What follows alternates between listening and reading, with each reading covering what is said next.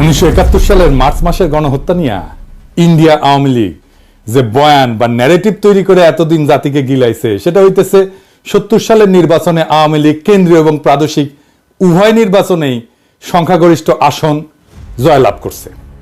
সেই নির্বাচনে আওয়ামী লীগ কিভাবে এত আসন যেতে সেই আলাপে আজ আর গেলাম না। ইলিয়াস কাঞ্চন হাসতে হাসতে বলছে কিভাবে সে 70 সালের নির্বাচনে একাই অসংখ্য ভোট দিছে ভোট কেন্দ্রে গিয়ে। এটি শুনে রাখেন। 70 ইলেকশনের সময় আমরা নিজেরা ক্যাম্প করেছি এবং আমি ভোটার কিন্তু হইনি, কিন্তু আমি নিজে কিন্তু ফলস ভোট দিয়েছি এবং একটা দুইটা না অনেকগুলোই দিয়েছি। খালি ইলিয়াস কাঞ্চন না, আমাদের ব্যক্তিগত পরিচিত অসংখ্য ব্যক্তি আছে যারা ওই সময় ভোট দেওয়ার মতো বয়স না থাকা সত্ত্বেও আওয়ামী লীগের ক্যাডারদের সাথে ভোট কেন্দ্রে অসংখ্য ব্যালট পেপারে সিল মারে আসছে।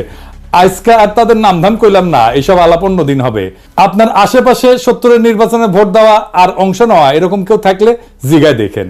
পাকিস্তানের মার্শাল ল অথরিটি কেন এইসব দেখাও চুপ করে ছিল, সেটা আজকে এই আলাপ, সে আলাপে আসতেছি। আজকের আলাপ হবে মার্চ মাসে এবং তার আগে নির্বাচনের পর কি নেগোসিয়েশন, আলোচনা, আলাপ হয়েছিল এবং 25শে মার্চ রাতের ঘটনা কেন ঘটে, অবাঙালি মুসলমানদের সাথে তখন এবং তার আগে কি হয়েছিল। এপিসোডটা একটু দীর্ঘ হবে, আশা করি শেষ পর্যন্ত দেখবেন। অনেক অজানা ভয়ঙ্কর কাহিনী জানতে পারবেন। আমরা আগের ভিডিওতে আওয়ামী লীগের ভুয়া অর্থনৈতিক শোষণের বয়ানকে জয় বাংলা করছি, এইটাই যদি না দেখে থাকেন আবার দেখতে পারেন। মার্চ মাস নিয়ে ইন্ডিয়া আওয়ামী লীগ জাতি এবং দুনিয়াকে গিলাইছে একটা ন্যারেটিভ। এটা গিলাইছে মূলত ইন্ডিয়ান গণমাধ্যম এবং তাদের লেসপেন্সার আওয়ামী লীগের প্রোপাগান্ডার জোরে। এখন ভারতীয় গণমাধ্যম আর আওয়ামী লীগ প্রোপাগান্ডা কি মাল সেটাই প্রজন্ম বর্তমানে বাংলাদেশিরা হারে হারে টের পাইতেছে। দেখছেন না এইটারে? ये सबसे बड़ी खबर है और पाकिस्तान का एक कार्गो शिप भारत के बिल्कुल करीब खड़ा है। एमवी अल बखेरा नाम का ये जहाज बांग्लादेश के चांदपुर बंदरगाह में लंगर डाले बैठा है और सबसे बड़ी बात तो ये है कि इस पाकिस्तानी कार्गो शिप में 250 किलो आरडीएक्स, 100 AK-47 राइफल, जिसे बांग्लादेश में एक सुरक्षित जगह पर उतार लिया गया। যাই হোক, আসেন আমরা দেখি কি ছিল সেই বয়ান।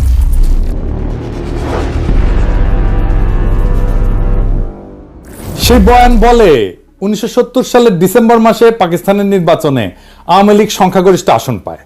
আওয়ামী লীগের বিজয় দেখা পশ্চিম পাকিস্তানের শাসক গোষ্ঠী ভীত সন্ত্রস্ত হইয়া পড়ে। তারপরে ক্ষমতা হস্তান্তরে তারা তালবাহানা শুরু করে। ইয়াহিয়া খান 1 মার্চ ঢাকায় হইতে যাওয়া জাতীয় পরিষদের অ্যাসেম্বলি স্থগিত করে যাতে আওয়ামী লীগ ক্ষমতায় যেতে না পারে। এর প্রতিরোধে আওয়ামী লীগ একটা শান্তিপূর্ণ অসহযোগ আন্দোলন গড়ে তোলে।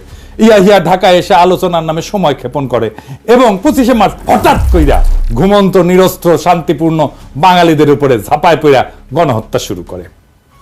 এরপর শুরু হয় বাঙালি জাতির মুক্তির সংগ্রাম এবং ভারত নিতান্ত মানবিক কারণে আগে এসে সামরিক অভিযান চালায়, পূর্ব বাংলাকে মুক্ত কইরা শত্রুর হাত থেকে বাংলাদেশকে স্বাধীন করে দেয়। তাই তো, এটাই তো আমাদের মুক্তিযুদ্ধের মেড ইজি বয়ান, তাই না?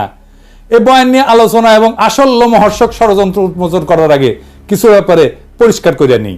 এই সমস্ত ব্যাপার বোঝা অত্যন্ত জরুরি। পুরো ষড়যন্ত্র বুঝতে হলে আরেকটু আগে যাইতে হবে, আমাদের ভারত ভাগের টাইম থেকে শুরু করতে হবে। আসেন আল্লাহর নামে শুরু করি।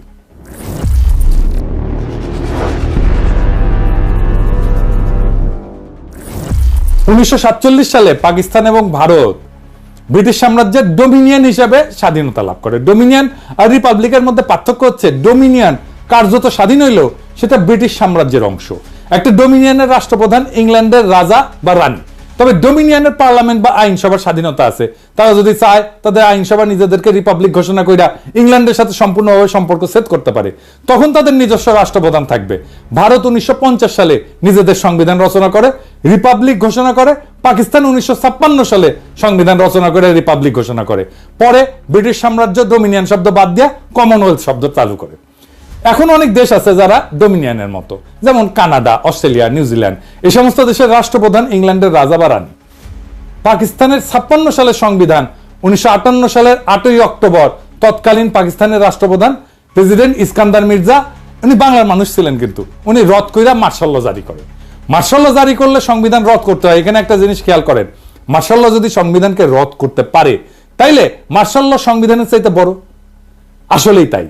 আসল কথাটা হইতেছে হিম্মত, হ্যাডমই আসল, ক্ষমতাই আসল, সংবিধান তারপরে। যাই হোক, আলাপে আসি। কেন ইস্কান্দার মির্জা সংবিধান রদ কইরা মার্শাল ল দিল?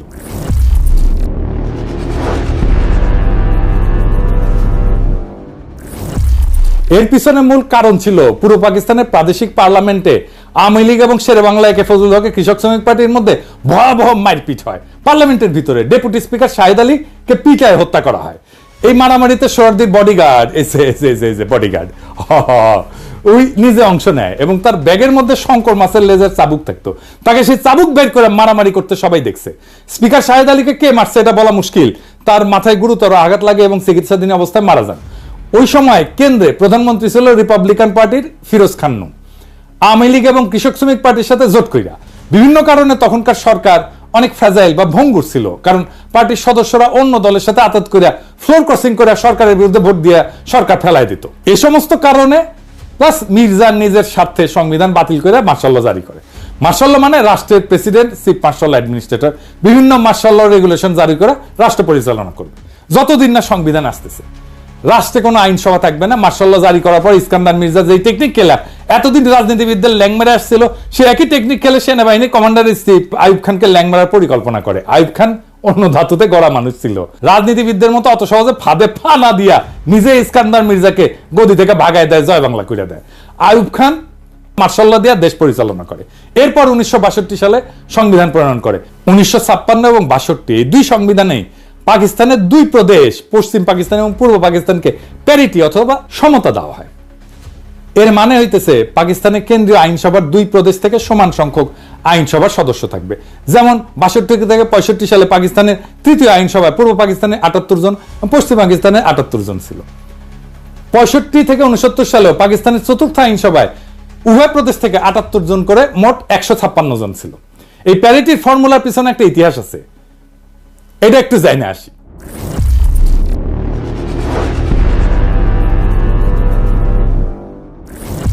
পাকিস্তানের প্রথম গণপরিষদ, যেটা 47 সালের 10 আগস্ট গণপরিষদ এবং আইনসভা হিসেবে শপথ গ্রহণ করে, সেটাতে প্রথমে 69 জন সদস্য নির্বাচিত হয়ে আসছিল। এদের মধ্যে 44 জন ছিল পূর্ব পাকিস্তান থেকে, 17 জন পাঞ্জাব, 4 জন সিন্ধু, 3 জন সীমান্ত প্রদেশ এবং 1 জন বেলুচিস্তান থেকে ছিল। অর্থাৎ সদস্য সংখ্যা দেশের জনসংখ্যার অনুপাতে ছিল। তখন এই 5টা প্রদেশ মিলে পাকিস্তান তৈরি হয়েছিল। পরে এই অ্যাসেম্বলির সদস্য সংখ্যা 100 পর্যন্ত বাড়ানো হয়। এই প্রথম গণপরিষদ 1947 থেকে 1954 সাল পর্যন্ত থাকে, কিন্তু 7 বছরেও সংবিধান প্রণয়ন করতে ব্যর্থ হয়। এই সংবিধান প্রণয়নের জটিলতা এবং দীর্ঘসূত্রিতার মূল কারণ ছিল সংবিধানে পাকিস্তানের ভবিষ্যৎ আইনসভায় কোন প্রদেশ কয়টা আসন নেবে এইটা নিয়ে একটা বিশাল গ্যাঞ্জাম তৈরি হয়েছিল। পাকিস্তানে ফেডারেল ব্যবস্থার সরকার প্রস্তাব করা হয়। ফেডারেল মানে বিভিন্ন প্রদেশের নিজস্ব সরকার, আইনসভা, বিচার বিভাগ থাকবে প্রাদেশিক পর্যায়ে। কেন্দ্রীয় বা ফেডারেল পর্যায়ে একটা কেন্দ্রীয় সরকার বা আইনসভা থাকবে। কেন্দ্রীয় আইনসভা 2 কক্ষ প্রস্তাব করা হয়। 2 কক্ষ বিশিষ্ট আইনসভার ইতিহাস হচ্ছে, এটা মূলত ইংল্যান্ডের কালচার, যেখানে হাউস অব কমন্স আর হাউস অব লর্ডস আছে। কমন্সের সদস্যরা জনগণের সরাসরি ভোটে নির্বাচিত হয়। লর্ডসের সদস্যরা রাজা কর্তৃক অ্যাপয়েন্টেড হয়। লর্ডসের সদস্যরা অভিজাততন্ত্রের সদস্য এবং চার্চ অফ ইংল্যান্ডের বিশপরাও এর সদস্য। যে কোনো আইন পাশ করতে হলে 2 কক্ষেই পাশ করা লাগে। অভিজাত আর বিশপদেরকে ইংল্যান্ডের রাষ্ট্রে গুরুত্বপূর্ণ স্টেক হোল্ডার মনে করা হয়। এই জন্য এদের জন্য একটা উচ্চ কক্ষ আইনসভা বানায়, যারা কমন্সের পাশ করা বিল স্ক্রুটিনাইজ করে, দেখে নিজেদের মধ্যে ভোটাভুটি করে অ্যাপ্রুভ করে অথবা রিজেক্ট করে। আমেরিকা যখন ইংল্যান্ড থেকে স্বাধীনতা লাভ করে তখন প্রথমে 13টা কলোনি ছিল।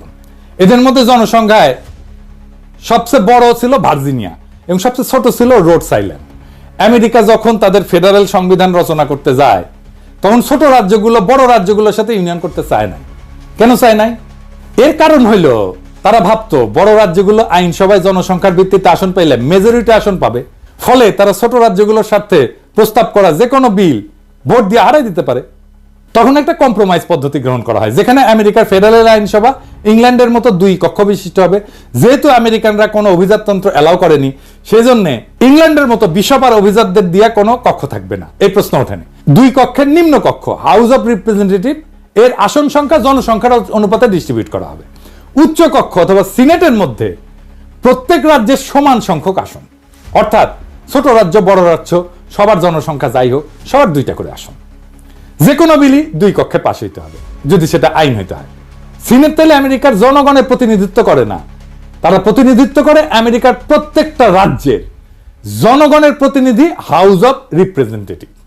তাহলে জনগণের প্রতিনিধি কারা? জনগণের প্রতিনিধি হচ্ছে হাউস অব রিপ্রেজেন্টেটিভ। আমেরিকার সংবিধান জনগণ ছাড়া প্রত্যেকটা রাজ্যকেও নিজেদের ফেডারেল স্ট্রাকচারের স্টেক হোল্ডার মনে করে। যেহেতু সিনেটে সবার সমান আসন, এর জন্য ছোট মাইনরিটি রাজ্যগুলো তার আপত্তি না করে বড় রাজ্যগুলোর সাথে ইউনিয়ন করে ইউনাইটেড স্টেটস অফ আমেরিকা গড়ে তোলে। তো পাকিস্তানে প্রথমে 2টা কক্ষ প্রস্তাব করা হয়। নিম্ন কক্ষ প্রদেশগুলোর জনসংখ্যার ভিত্তিতে আসন সংখ্যা বিতরণ করা হয়, ঠিক আমেরিকার মতো। পাকিস্তানের প্রদেশগুলোকে যদি ক্রমিক অনুসারে সাজাই, তাহলে জনসংখ্যা সবচেয়ে বেশি পূর্ব বাংলার, তারপরে পাঞ্জাব, তারপরে সিন্ধু, তারপরে সীমান্ত প্রদেশ, তারপরে বেলুচিস্তান। আর উচ্চ কক্ষ প্রদেশগুলো প্রতিনিধিত্ব করবে, প্রত্যেকটা প্রদেশের সমান সংখ্যক আসন থাকবে, সিনেটের মতো, ঠিক আমেরিকার মতো। যে কোনো বিল উভয় কক্ষে পাশ হইতে হবে। সব প্রদেশ এই প্রস্তাবে রাজি হয়। রাজি হয় নাকি বাঙ্গুরা, এই মুজিবেরা। তারা দাবি করে উভয় কক্ষে জনসংখ্যার অনুপাতে হইতে হবে। তাতে যারা উভয় পক্ষে মেজরিটি থাকে, তাদেরকে যতই বোঝানোর চেষ্টা করা হয় উভয় কক্ষে যদি জনসংখ্যার অনুপাতে হয়, তাহলে 2টা কক্ষের দরকার কি, একটা কক্ষ হইলেই তো হয়। সোহরাওয়ার্দী বডিগার্ডের মাথায় এর চাইতে গাড়পেলি বুদ্ধি আর আসার কথা। আর একটা কক্ষই যদি হয়, প্রদেশগুলোর যদি রিপ্রেজেন্টেশন নাই থাকে, তাহলে ফেডারেল সরকার ব্যবস্থা, প্রত্যেকটা প্রদেশের আলাদা সরকার, আইনসভার দরকার কি? একটা একক কেন্দ্রীয় সরকার ব্যবস্থা থাকলেই তো হয়, যেখানে আইনসভা জনসংখ্যার ভিত্তিতে হবে এবং একটা লেয়ারের সরকার থাকবে। যেমন চীন একটা লেয়ারের সরকার, একটা কেন্দ্রীয় শাসনের দেশ, এটার ইংরেজিতে কয় ইউনিটারি দেশ। এখানে প্রদেশগুলোর আলাদা সরকার বা আইনসভা নাই। তো বাঙ্গুদের যদি মেজরিটি এতই প্রিয় হয়, তারা ইউনিটারি সরকার নিক, দেশে কোনো প্রাদেশিক সরকার থাকারই দরকার নাই। কিন্তু বাঙ্গুরা অনর, তারা কিছুতেই বুঝবেন না। তারা ফেডারেল নিবে, প্রাদেশিক সরকার রাখবে, কেন্দ্রে 2টা কক্ষ রাখবে, আবার 2টাতেই মেজরিটি নিবে। মানে পুরো মামা বাড়ির আবদার। আমি নায়িকার মতো সুন্দর মাইয়া চাই, সেই মাইয়া আবার রন্ধন কর্মে সুনিপুণা হবে, কাজের বুয়ার মতো কাজ করবে, পরিপেটে হয়ে সাইজা থাকবে, বাপের একমাত্র কন্যা হবে, শ্বশুরের অগাধ ধন সম্পদ থাকবে, গাইতে জানবে, নাচতে জানবে, মানে তার সব লাগবে। পশ্চিম পাকিস্তানের নিশ্চয়ই ভাবিছিল কিসে পইলাম কোদা। তো বাঙ্গুদের এই গর্তমির জন্য পাকিস্তানের সংবিধান প্রণয়ন প্রায় পুরা 9 বছর আটকাইছিল। এই 9 বছর মানে 47 থেকে 56 পর্যন্ত পাকিস্তান ডোমিনিয়ন হিসেবে থাকে। এবং ব্রিটিশ আমলে গভর্নমেন্ট অফ ইন্ডিয়া অ্যাক্ট, 35-এর ইন্ডিয়ান ইন্ডিপেন্ডেন্স অ্যাক্ট এবং 47-এর এই 2টা আইনকে সংবিধান হিসেবে গ্রহণ করে অপারেট করে। পরে বাঙ্গুদের বোঝানোর জন্য, মানানোর জন্য 56 সালে প্যারিটি ফর্মুলা প্রপোজ করা হয়, যেটাতে পাঞ্জাব, সিন্ধু, সীমান্ত আর বেলুচিস্তান মিলে পশ্চিম পাকিস্তান এবং পূর্ব বাংলাকে পূর্ব পাকিস্তানের 2টা প্রদেশ হিসেবে গঠন করা হয়। উভয় প্রদেশের জনসংখ্যার অনুপাত 50-এর কাছাকাছি, একদিকে 56%, একদিকে 44%। যেহেতু উভয় প্রদেশের সমান আসন, যাতে কেউ কাউকে ডমিনেট করার প্রশ্ন না ওঠে, সবাই সমান সমান। যেহেতু এই প্রস্তাবে পশ্চিম অঞ্চল পাকিস্তানের 4টা প্রদেশ মিলে একটা ইউনিট গঠন করা হয়, তাই এই প্রস্তাবের নাম হয় 1 ইউনিট প্রপোজাল। এই প্রস্তাবে সব দল রাজি হয়। তৎকালীন আওয়ামী লীগ ও সোহরাওয়ার্দীর নেতৃত্বে এই প্রস্তাবে রাজি হয়, ফলে এটা গৃহীত হয় এবং এভাবে পাকিস্তানের 56 সালে সংবিধান প্রণয়ন করা হয়। আইয়ুব খান যখন 62 সালে সংবিধান প্রণয়ন করেন, তখন উনি কেন্দ্র এবং রাজ্যগুলোর মধ্যে এই সম্পর্ককে বহাল রাখেন। এই ইস্যুটা একটা সেটেলড ইস্যু ছিল। আইয়ুব খান এটা আর নড়চড় করেন নাই। এখানে একটা তথ্য উল্লেখ করা যায় যে বাংলাদেশ বিচ্ছিন্ন হয়ে যাওয়ার পর পাকিস্তানে কিন্তু সংবিধান তৈরি করতে একদম সময় লাগে নাই।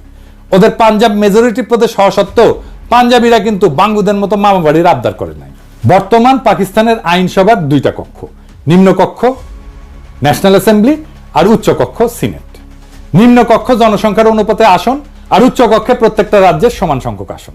পাঞ্জাবিরা বাঙ্গুদের মতো হাউকাউ করে নাই যে তাদের উভয় কক্ষতেই মেজরিটি দিতে হবে। এইবার শুরু হয় ষড়যন্ত্রকারীদের খেলা। 1962 সালে ভারত মাতা চীনের সাথে সরাসরি যুদ্ধ জড়ায় পড়ে।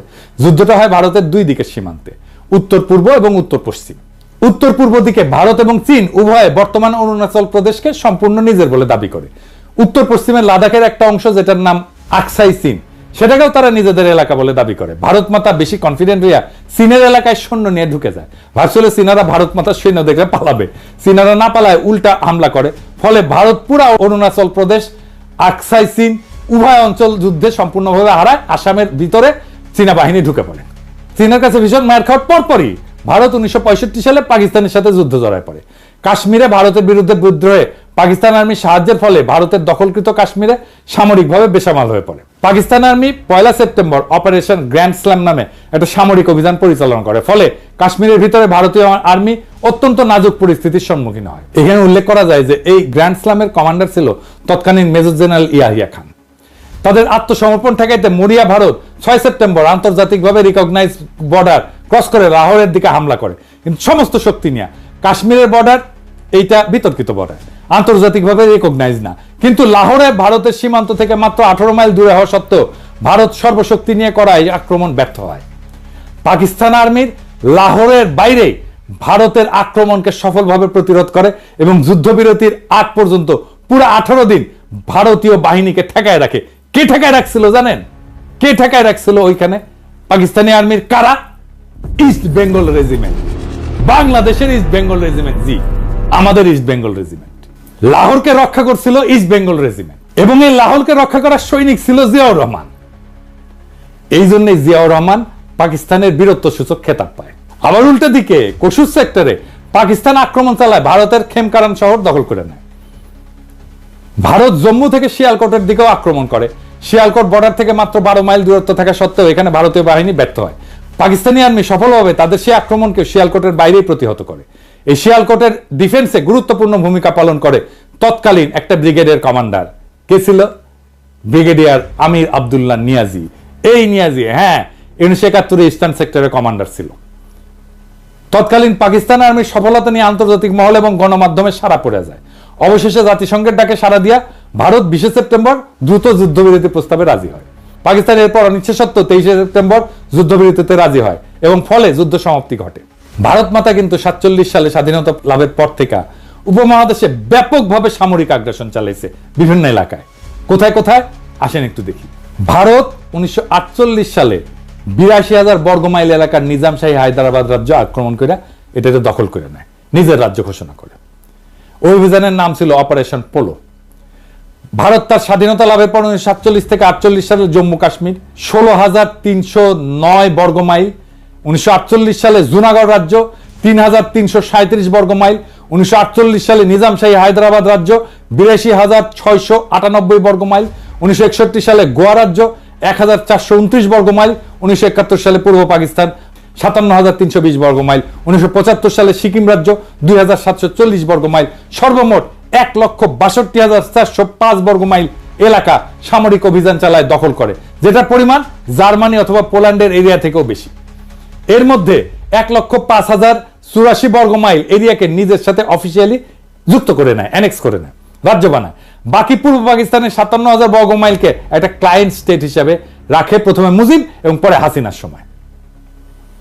অধীনস্থ জনপদ, একটা কলোনি, প্রায় উপনিবেশ। এছাড়া ভারত মাতা 1962 সালে তিব্বত দখল করতে গিয়ে চীনাদের হাতে মাইর খায়। 87-90 সালে শ্রীলঙ্কাতে মাতব্বরি করতে গিয়ে সামরিক বাহিনী পাঠায়, পরিণামে তামিল বিদ্রোহীরা আত্মঘাতী হামলায় রাজীব গান্ধীকে উড়ায় জয় বাংলা করে দেয়। দ্বিতীয় বিশ্বযুদ্ধের পর এত বড় এরিয়া আর কোন দেশ সামরিক হামলা করে দখল করে, যেটা ভারত মাতা করেছে। মজার ব্যাপার হচ্ছে এরপরেও এদের প্রোপাগান্ডার এমনই জোর যে আন্তর্জাতিক মিডিয়া সবাই পাকিস্তানকে যুদ্ধবাদ দেশ মনে করে আর ভারত মাতাকে গান্ধীর নেংটি পড়া অহিংস শান্তিবাদী দেশ ভাবে। এত বড় একটা যুদ্ধবাজ দেশ যে 62 থেকে 65 সালে 3 বছরের মধ্যে চীন এবং তার চেয়ে ক্ষুদ্র পাকিস্তানের মার খাওয়ার পর হন্যা হইয়া পাকিস্তানকে খণ্ডিত করতে উদ্গ্রীব হইয়া ওঠে এবং পরিকল্পনা ফাঁদে। কি পরিকল্পনা ফাঁদে?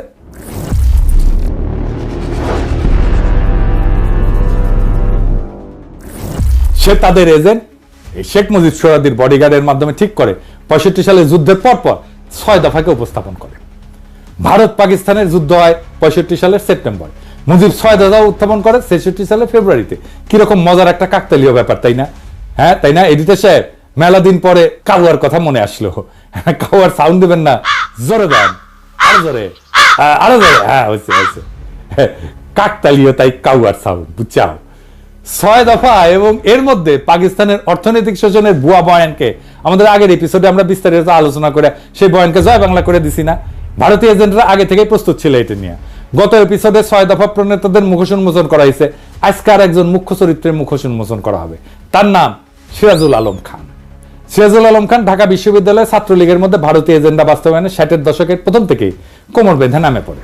71 সালের মার্চ মাস পর্যন্ত সমস্ত আলোচনা ভণ্ডুল করা এবং গৃহযুদ্ধ লাগানোর পিছনে তার অনেক ভূমিকা আছে। সে পূর্ব পরিকল্পনা মতো গৃহযুদ্ধ লাগানোর জন্য সর্বাত্মক চেষ্টা করে, যাতে তার গুরু ভারত সামরিক অভিযান চালানোর একটা অজুহাত খুঁজে পায়।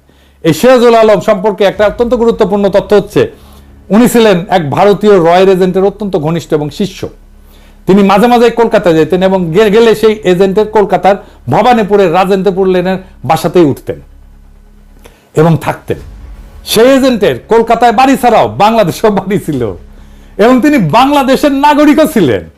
আওয়ামী লীগের সংসদ সদস্য ছিলেন এবং আওয়ামী লীগের সংসদ সদস্য হিসেবে ৭২-এর কারচুপির নির্বাচনে তৎকালীন বাকেরগঞ্জ 14 আসন, বর্তমানে পিরোজপুর 1 আসন, যেটা বর্তমানে আল্লামা দেলোয়ার হোসেন সাইদির আসন, ওইখানে এমপি নির্বাচিত হয়েছিলেন।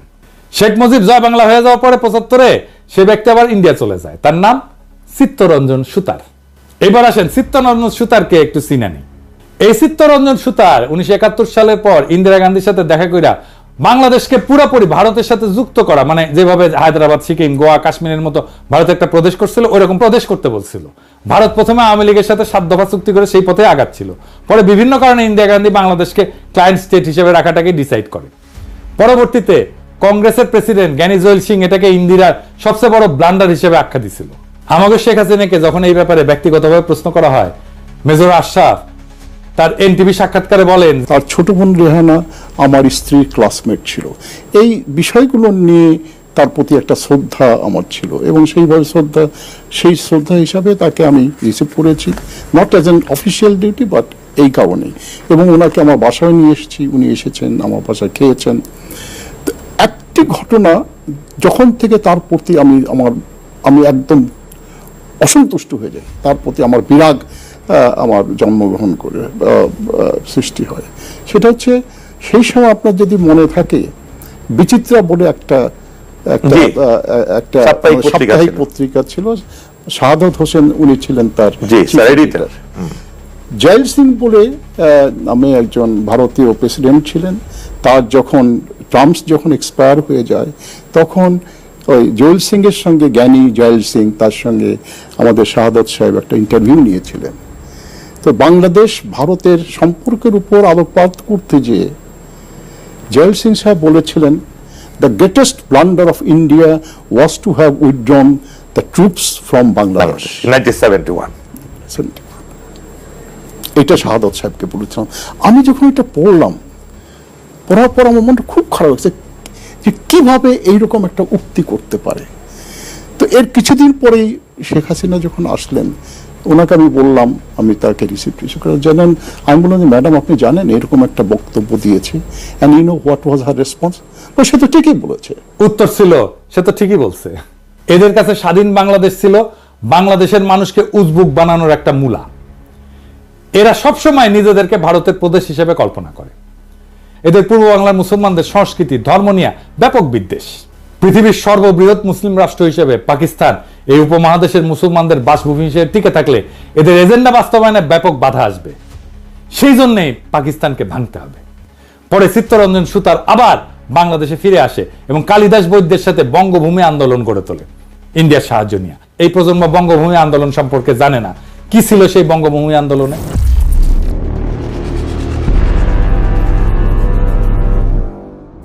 এই আন্দোলন হচ্ছে দক্ষিণবঙ্গের খুলনা, ফরিদপুর, পটুয়াখালী, বরিশাল এই অঞ্চলে একটা হিন্দু রাষ্ট্র গড়ে তোলার জন্য সশস্ত্র সংগ্রাম।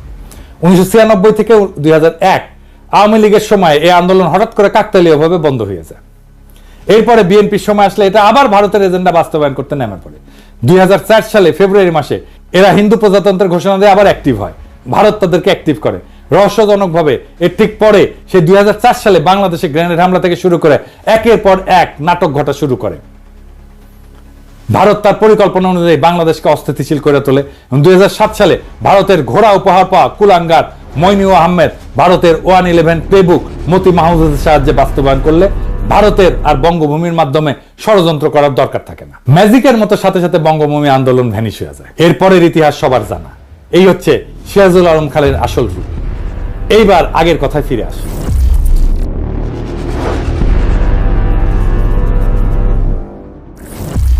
6 দফা প্রণয়নের মাধ্যমে পাকিস্তানের একটা সেটেলড ইস্যু, কেন্দ্র, প্রদেশ এবং আন্তঃপ্রদেশ সম্পর্ক, এটাকে আবার ভারতের মদদে পুনরুজ্জীবিত করা হয়। প্রথম পয়েন্টটাই ছিল পাকিস্তান একটা ফেডারেল স্টেট হবে, প্রাদেশিক সরকার থাকবে, কিন্তু সেখানে আইনসভার একমাত্র জনসংখ্যার অনুপাতে আসন বিন্যাস হবে। আওয়ামী লীগ আরো দাবি তোলে 1 ইউনিট ভেঙে দিয়া পশ্চিম পাকিস্তানকে অরিজিনাল 4টা প্রদেশে ভাগ করতে হবে। এর ফলে আইনসভায় 2 প্রদেশের মধ্যে কোনো প্যারিটি বা সমতা থাকবে না। কিন্তু অন্য সব ফেডারেল দেশের মতো আইনসভায় আওয়ামী লীগ প্রদেশগুলোরও কোনো প্রতিনিধিত্ব রাখতে দেবে না। তারা ভারতীয় এজেন্ডা অনুযায়ী মাওবাড়ির আবদার তুলে দেশকে আবার অস্থিতিশীল করে তোলে। আইয়ুব খানের গভর্নর মোনায়েম খান এর জন্য মুজিবকে ডিফেন্স অফ পাকিস্তান রুলসের অধীনে গ্রেপ্তার করিয়া জেলে পাঠায়। 6 দফা আন্দোলন কিছু সময়ের জন্য ধামাচাপা পড়ে যায়, ভারত আবার অন্য রাস্তা দেখতে থাকে। তারা আরেক ভারতীয় এজেন্ট খুঁজে বের করে, এই ব্যক্তিটার নাম হইতেছে লেফটেন্যান্ট কমান্ডার মোয়াজ্জেম হোসেন, একদম টিপিক্যাল বাঙ্গু কমিউনিস্ট প্রগতিশীল, আমরা বর্তমান যুগের লাকি আক্তারের মতো। ছাত্র জীবনে কমিউনিস্ট পার্টি এবং র্যাডিক্যাল বামপন্থী আন্দোলনে জড়িত থাকার ফলে তার শিক্ষা জীবন ব্যাহত হয়। পরে কোনো মতে ইন্টারমিডিয়েট পাশ করে পাকিস্তান নৌবাহিনীতে যোগ দিয়ে ষড়যন্ত্রমূলক কার্যকলাপ চালাই যেতে থাকে। ইনি আগরতলা ষড়যন্ত্রকারীদের মুখ্য অর্গানাইজার। আগরতলা ষড়যন্ত্র যে সত্য ছিল এবং ছোটবেলার আওয়ামী বয়ান এবং পাঠ্যপুস্তকে এটাকে মিথ্যা মামলা বলে চালানো হইলেও আওয়ামী লীগের ডেপুটি স্পিকার এবং অন্যতম ষড়যন্ত্রকারী আসামি শওকত আলী 2011 সালে একটা বই লেখে, সত্য মামলা আগরতলা। মোয়াজ্জেম ভারতীয় দূতাবাসের একজন কর্মকর্তা পিএন ওঝার সাথে দেখা করে অস্ত্র, টাকা এবং পরিকল্পনা সাহায্য চায়। তাদের পরিকল্পনা অনুযায়ী পূর্ব পাকিস্তানের সেনানিবাসগুলোতে 2009 সালে বিডিআর বিদ্রোহের মতো বিদ্রোহ সংগঠিত করা হবে, এটাই পরিকল্পনা ছিল। সেনানিবাসে অস্ত্রাগারগুলো লুট করে এই বিদ্রোহ ছড়ায় দেওয়া হবে, এরপর বিডিআর এর মতো হত্যাকাণ্ড চালানো হবে। এটাই ছিল আগরতলা ষড়যন্ত্র মামলা। এই জন্যই আমরা মনে করি বিডিআর হত্যাকাণ্ড এটা ইন্ডিয়া ঘটাইছে, কারণ এটা তাদের পুরনো অভ্যাস। 1967 সালের শেষ দিকে এই পরিকল্পনা ফাঁস হয়ে যায় এবং পাকিস্তান গোয়েন্দা সংস্থা সময় মতো কয়েকজন ষড়যন্ত্রকারীদের গ্রেপ্তার করে। এরপর আসামিদের লিস্টে শেখ মুজিবকে 1 নম্বর আসামি করা হইলে অনেকে অবাক হয়ে প্রশ্ন তোলে, মুজিব তো 66 সালে কারাগারে, সে কিভাবে এই ষড়যন্ত্রের সাথে যুক্ত হয়? এর উত্তর হচ্ছে, ভারত এত বড় বিদ্রোহ সংগঠন খালি পাকিস্তান সামরিক বাহিনীর এক কর্মকর্তার উপরে ছেড়ে দিয়ে ভরসা পাচ্ছিল না। তারা পূর্ব পাকিস্তানের একটা রাজনৈতিক দলের সাপোর্ট খুঁজতেছিল। সেই দল হচ্ছে আওয়ামী লীগ এবং তার প্রধান এবং তাদের পুরনো এজেন্ট শেখ মুজিবের সাথে যোগাযোগের একটা রাস্তা তারা হন্যায় হয়ে খুঁজতেছিল। মুজিব তখন জেলে বন্দী। তারা তখন একটা রাস্তা বের করে ফেলে। কি সেই রাস্তা? পিএন ওঝা পুরান ঢাকার একটা গোপন বাড়িতে আওয়ামী লীগের এক নেতার সাথে এই ব্যাপারে আলোচনা করত। এরপর আওয়ামী লীগের সেই নেতা বিভিন্ন ঘুরপথের রাস্তায় শেখ মুজিবের ধানমন্ডি 32 নম্বর বাড়িতে যাইতো।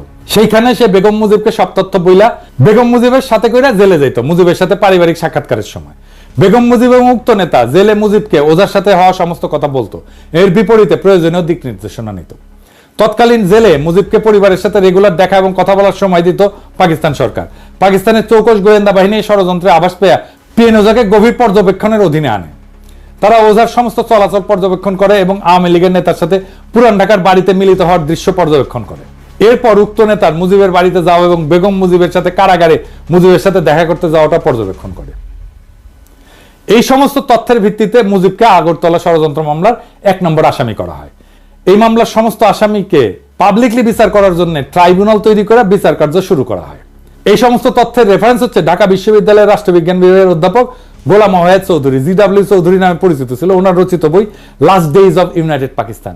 উনি সেই সময় পাকিস্তান সরকারের একজন মন্ত্রী ছিলেন এবং মন্ত্রী থাকাকালীন এই মামলা সংক্রান্ত গোয়েন্দা ফাইলে আসল তথ্য দেখেন। ওনার স্ত্রীকে আমরা চিনি, অধ্যাপিকা দিলারা চৌধুরী, এখনো বেঁচে আছেন এবং জাহাঙ্গীরনগর বিশ্ববিদ্যালয়ের শিক্ষক। এরপর 68 সালের শেষ দিকে পশ্চিম পাকিস্তান এবং পূর্ব পাকিস্তানে Bhutto People's Party, Bhashani NAP, Awami League এবং কমিউনিস্ট পার্টি সবাই আইয়ুবের বিরুদ্ধে একটা আন্দোলন শুরু করে। এই আইয়ুব বিরোধী আন্দোলনের নেপথ্যের কাহিনী অত্যন্ত জটিল এবং সময় হলে অন্য একদিন এটা নিয়ে আলাপ করা যাবে। উভয় পাকিস্তানে উক্ত আন্দোলনের ফলে 69 সালের মার্চ মাসে আইয়ুব খানের পতন হয় এবং আগরতলা মামলার বিচার কাজ বাদ দিয়া আসামিদেরকে ছেড়ে দেওয়া হয়। তারপরে কি হয়? রাজনৈতিক দলগুলো দাবি তোলে যে আইয়ুবের 62 সালের সংবিধান বাতিল করতে হবে এবং নতুন গণপরিষদের নির্বাচন দিতে হবে। প্রধান রাজনৈতিক দলের সম্মতিক্রমে এবং কথা মতো পাকিস্তান সেনাবাহিনীর commander in chief Yahya Khan সংবিধান বাতিল করে মার্শাল ল জারি করেন। দেশে এত উত্তেজনা অবসান ঘটানোর জন্য এবং আওয়ামী লীগের বারবার এই উত্তেজনা এজিটেশন এটা বন্ধ করার জন্য ইয়াহিয়া খান স্থির করেন ওরা যেসব মা বাড়ির আবদার তুলছে ওইসব মেনে নেওয়া, যাতে পাকিস্তান অখণ্ড থাকে, টিকে থাকে। পুরানা ভারতীয় মাল শেখ মুজিব ইয়াহিয়ার সাথে আলোচনা করে তাকে ব্লাব দিয়া বুঝান যে 6 দফা খালি নির্বাচনী প্রচারণা, এটা স্বাধীনতার দাবি না। তারা গণপরিষদের মেজরিটি আসন পেলেও পাকিস্তান অখণ্ড থাকে এমন সংবিধান প্রণয়ন করবে। এর ফলে ইয়াহিয়া খান আওয়ামী লীগকে ফ্রি হ্যান্ড দেন রাজনীতিতে। 70 সাল থেকে নির্বাচনী প্রচারণা শুরু হয়। 70 সালের মার্চ মাসে আসন্ন গণপরিষদ নির্বাচনের জন্য একটা presidential decree legal framework order 1970 জারি করেন। উক্ত অর্ডারে 6 দফা এবং আওয়ামী লীগের দাবি অনুযায়ী পাকিস্তানের 1 ইউনিটকে ভেঙে সর্বসম্মত 5টা প্রদেশ করা হয় পূর্ব পাকিস্তান সহ। আসন্ন গণপরিষদ 1 কক্ষ বিশিষ্ট আইনসভা হবে, যেটাতে জনসংখ্যার অনুপাতে আসন বিতরণ করা হবে। এর ফলে আসন্ন গণপরিষদে পূর্ব পাকিস্তান থেকে মেজরিটি আসন থাকবে। মানে 300টার ভেতরে 162টা আসন। অর্থাৎ আওয়ামী লীগের সমস্ত এক্সট্রিম দাবি ইয়াহিয়া খান মেনে নেয়, এইটা ভেবে যারা যদি ক্ষমতার রেসপন্সিবিলিটি পায় তখন উগ্র বিচ্ছিন্নতাবাদের দাবি তুলবে না। কিন্তু ভারত এবং তার সর মুজিব আগাগোড়া খালি মূলা দেখাইছে যে লীগ একবার খালি নির্বাচনে জিতুক, এরপর তারা আর কোনো শোরগোল তুলবে না, পাকিস্তান যাতে অখণ্ড থাকে সেরকম একটা সংবিধান বানাবে। ইয়াহিয়া আওয়ামী লীগ ভারতের সাজানো এই ফাঁদে পা দেয়। এর ফলে মার্শাল ল অথরিটি আওয়ামী লীগকে নির্বাচনী প্রচারণাতে যা খুশি বলার স্বাধীনতা দেয়। অন্য দল মুসলিম লীগ এবং জামাতের সভা আওয়ামী লীগ তাদের গুন্ডা দিয়ে ভন্ডুল করে খুন খারাপি করলো, মার্শাল ল অথরিটি আওয়ামী লীগের বিরুদ্ধে একটা স্টেপও নেয় না। নির্বাচনে আওয়ামী লীগের ভুয়া অর্থনৈতিক বৈষম্যের পরিসংখ্যান প্রচার করা সত্ত্বেও কোনো জবাব দেওয়া হয় না। এর ফলে নির্বাচনে আওয়ামী লীগের ক্যাডাররা এক একজন অসংখ্য ভোট দিল, মার্শাল ল অথরিটি কোনো হস্তক্ষেপ করেনি। কারণ হচ্ছে ইয়াহিয়া খান আসলে বিশ্বাসই করতে পারেননি মাইনরিটিরা বিচ্ছিন্নতা চায়, মেজরিটি কখনো আলাদা হবে। এই দেখেন 70 সালে ওনার একটা সাক্ষাৎকার। Separatism? I do not believe that people of East Pakistan want to separate from West Pakistan. They are the majority people of Pakistan. How should a majority separate from a minority? If you hear these notes, if you hear these rumblings, let me assure you, this is not the real voice of my people. এরপর ওনার আরেকটা সাক্ষাৎকার নির্বাচনের পর, কি পরিকল্পনা ওনার? After these elections, is it your intention to remain as president, or will you, as you said many times, get back to being an army man? Well, my intention of remaining a president has nothing to do with me. In the process of democracy, the government will elect their president. And unless I offer myself for that election, I can't remain a president. And I'm not offering myself to be president. You are not? No, I'm not offering myself president. I'm not, my temperament is not this way, my makeup is not that way. I joined the army as a professional soldier. I remain so. And my biggest aim is to go back to my army. I have only 2-3 years left of service before I retire. So, in the process, if I happen to be in charge of running this country for a year and a half or 2 years, that perhaps will be an additional satisfaction to me that I have done some service to the nation also in restoring democracy back to them as a soldier. But apart from that, I'm quite clear on the subject. Of course, one can't tell from time to time, as I was saying the other day in the press conference, that if God forbid my second phase of the plan, which is the making of the constitution, I'll do my damnedest to bring it about. If it doesn't come about, martial law will have to continue. My duty then remains. But then I'm not going to remain and forget everything. I'll have to think again as to other methods and processes of bringing about democracy. By another election, or by a referendum to the nation, something which I would not even contemplate now, think about. I'm hoping this will go through. Does that answer your question? উনি 23 March 1971 পর্যন্ত এই ধারণা পোষণ করতেন। ওনাকে আগেও অনেকে সতর্ক করছিল যে মুজিবের এই সমস্ত টোপ না গিলতে। মুজিব আগরতলার সাথে প্রত্যক্ষভাবে জড়িত। ইয়াহিয়া সেই সমস্ত সতর্কবার্তা উড়ায় দেয়, বলে যে ক্ষমতার রেসপন্সিবিলিটি পাইলে শেখ মুজিব এবং লীগ এই সমস্ত উগ্র দাবি থেকে সরে আসবে। যখন 23 মার্চ মুজিব এবং লীগ ফাইনাল সংবিধানের রূপ দেখায়, যেটাতে দেশকে ভাগ করে সব আলাদা, নাম আলাদা, একটা দেশের বদলে দুর্বল কনফেডারেশন, কিন্তু পশ্চিম পাকিস্তান থেকে করের টাকা দিয়া বাংলাদেশ তাদের ডেফিসিট পূরণ করবে, সেটা দেখার পর উনি উপলব্ধি করেন আওয়ামী লীগ আসলে ভারতের মদদে সব সময় একটা বিচ্ছিন্নতা চাইছে এবং পুরা সময় তাকে ধোঁকা দিছে। 70 সালের ডিসেম্বরের নির্বাচনের পর এইভাবে লীগ যখন গণপরিষদে মেজরিটি আসনে জিতে, ইয়াহিয়া খান জানুয়ারিতে পূর্ব পাকিস্তানে আইসা মুজিবের সাথে দেখা করে তাদের পূর্ব নির্ধারিত শর্ত অনুযায়ী মুজিবের তৈরি সংবিধান দেখতে চান। মুজিব সেটা দেখাইতে অস্বীকার করে। এইবার প্রথমবারের মতো ইয়াহিয়া খান লীগের আসল বদমতলব বুঝতে পারে। ঠিক এই সময় ভারত তাদের পরিকল্পনা মতো আর একটা সাজানো নাটক বাস্তবায়ন করে, রহস্য উপন্যাসের মতো সেই ঘটনা।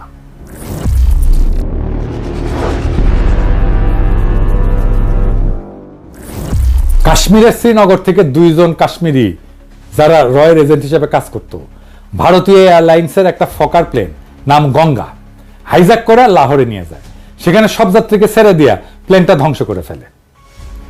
প্লেনটা খুব পুরাতন ছিল এবং অলরেডি সেটাকে সার্ভিস থেকে উইথড্র করা হয়েছিল, কিন্তু হাইজ্যাকিং এর কিছুদিন আগে আবার প্লেনটাকে ফ্লাইটে নামানো হয়। ভারত কেমন সিপা দেখেন, মানে নিজেদের একটা বাতিল করা পুরানো বিমান বিসর্জন দেয় এইভাবে দিয়া অন্যের যাত্রা ভঙ্গ করে। পাকিস্তানের তদন্ত কমিশনে ভারতের এই ষড়যন্ত্র প্রকাশ পায়। ভারত এই সুতা ধইরা ভারতের উপর দিয়ে পাকিস্তানের বিমান চলাচল বন্ধ করে দেয়।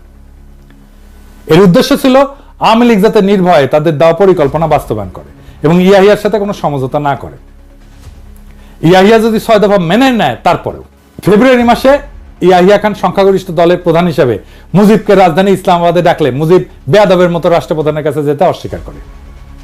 এর ফলে ইয়াহিয়া এবং সবার সন্দেহ ঘনীভূত হয় যে মুজিব এবং লীগ সরল বিশ্বাসে এই নেগোশিয়েট করতেছে না এবং এদের আগরতলা ষড়যন্ত্রের ভূমিকা ইয়াহিয়া ভালো করে জানা ছিল।